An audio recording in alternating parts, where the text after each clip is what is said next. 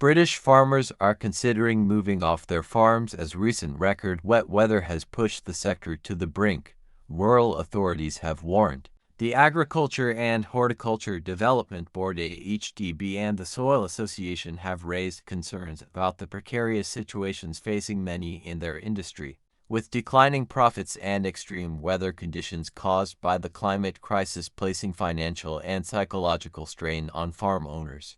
Helen Browning, chief executive of the Soil Association, said, "Many farmers are really looking at their options and thinking about leaving their farms as they could make a lot more money doing something else."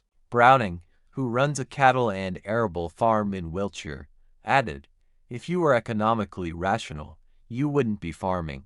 The trade body's comments came during a briefing on Thursday by think tank Energy and Climate Intelligence Unit (ETU) ahead of the second annual Farm to Fork Summit, which will be hosted by Rishi Sunak at Number 10 next week. The summit is expected to discuss the UK's future food security amid extremely wet weather that has affected 4 out of 5 farms over the past 12 months. The UK has been hit by 11 storms since September, making it the wettest 18-month period since records began in 1836. Tom Clark, a HDB board member, said the biggest impact on farms this year was poor weather, with many farms planting fewer or no crops due to flooded fields.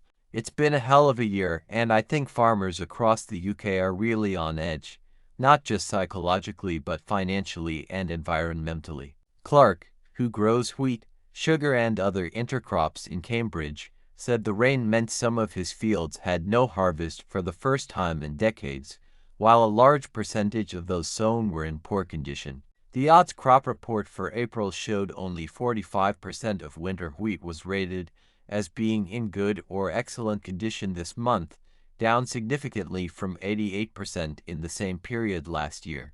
Clark also pointed to the phasing out of subsidies under the UK's Basic Payment Scheme as another challenge facing farmers. The payments were supposed to be replaced by UK government subsidies to encourage sustainable agriculture, but their implementation has been delayed. "This means there is less money in the system for farmers, which impacts the viability of the farm economy in this country," he said. Last week, the National Farmers Union's annual survey showed farmer confidence had hit its lowest level in at least 14 years, with 16% of respondents saying their farms were not profitable and might not survive, the highest percentage ever.